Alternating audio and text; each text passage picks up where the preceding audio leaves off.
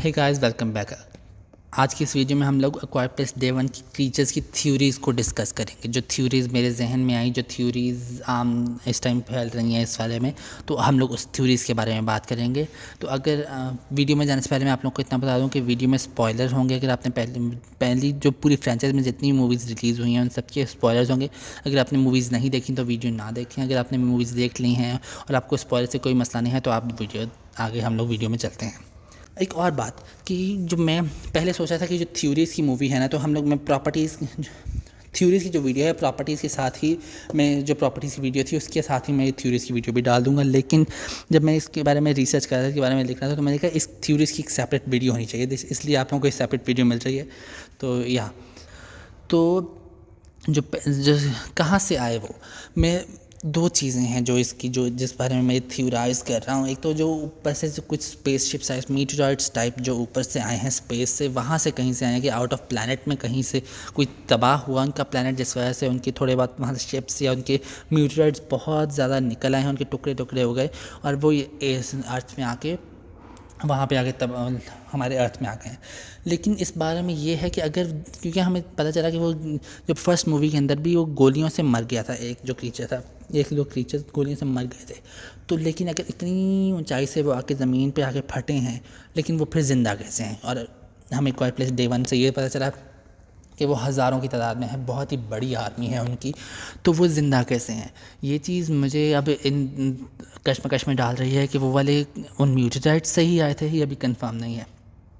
एक और जो डे वन में हम एक जगह, एक अबैंडन बिल्डिंग के अंदर एरिक गया होता है बिल्ली के साथ, बिल्ली को बचाने, और वहाँ पे वो क्रीचर्स, काफ़ी ज़्यादा क्रीचर्स थे वहाँ पे। जिस तरीके वो हरकतें कर रहे थे, उनसे लग रहा था कि कोई वहाँ से कहीं से निकले हैं, उनकी कोई मुझे बर्थ प्लेस लगी उनकी।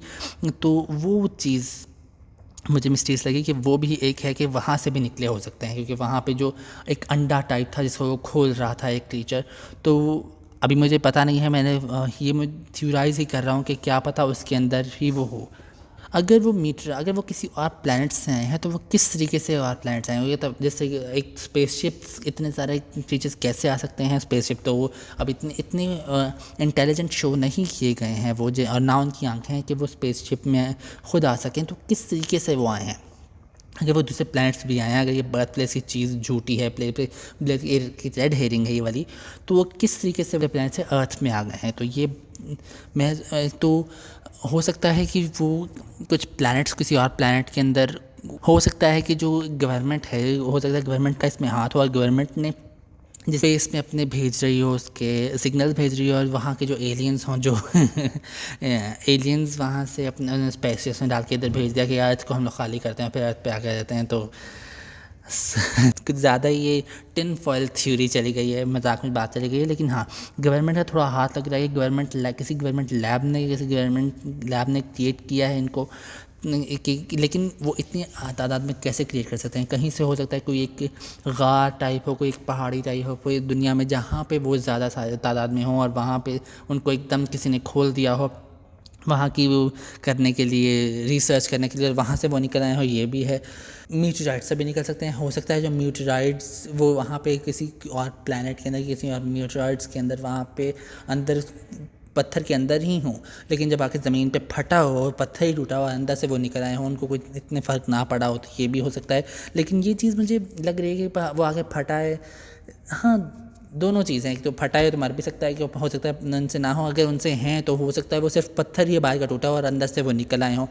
तो ये थ्योरी थी, ये मुझे अच्छा लगा। फिर एक और भी थ्योरी है कि हो सकता है वहाँ से जो मीटेराइड्स वहाँ से आए हैं और वो आके इतनी ऊंचाई से आके जब वो ज़मीन पे लगे हैं और ज़मीन फट गए, ज़मीन पे आके फटे हैं और ज़मीन भी थोड़ी बहुत फट गई, और वहाँ से ज़मीन से कहीं से हमारी जो मेन सतह है ज़मीन की, उसके अंदर से निकल रहे हों, उसके अंदर से निकलना शुरू हो गए हों, एक जगह हो जहाँ पे वो हों, बंद हो, और वो ज़मीन जब फटी हो तो वहाँ से निकलना शुरू हो गए हों। ये भी है।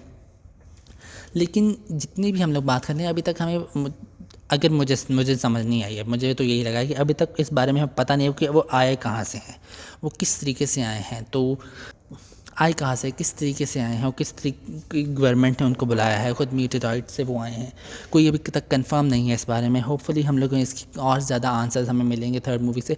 मुझे अभी पिछले दिनों पता चला कि किसी सिर्फ थर्ड मूवी होगी। अभी ये मैं शुरू में मुझे लगा सिर्फ टोटल 5 मूवीज़ होंगी, प्रीक्वल को हटा के 3 और मूवीज़ आएंगी, लेकिन क्योंकि मुझे पिछले दिन विकिपीडिया चेक किया था और मैं पता चला कि अभी सिर्फ एक और मूवी आनी है, और इतने सारे जो आंसर्स हैं, इतने सारे जो हमें मेन कैरेक्टर्स की हमें जर्नी देखनी है, मेन कैरेक्टर्स के हमने किस तरीके से वो हैंडल करते हैं, उनकी इतनी ज़्यादा इन्फो हमें तो पता है, मेन कैरेक्टर्स को इतनी इन्फो नहीं पता, और आगे एक ही मूवी में इतने सारे आंसर्स कैसे देंगे। तो होपफुली सारा कुछ अगली मूवी में पूरे तरीके से अच्छे तरीके से कर दें, क्योंकि मुझे लग रहा है कि कहीं रश ना कर दें हर चीज़ बताने में। तो होपफुली अगली मूवीज़ में हमें पूरे तरीके से आंसर भी मिलेंगे और मूवी अच्छी भी होगी। तो आप लोगों के क्या थॉट्स हैं थ्योरीज़ के बारे में, और आप लोगों की क्या थ्योरीज़ हैं इन क्रीचर्स के बारे में, मुझे कमेंट्स में ज़रूर बताएं।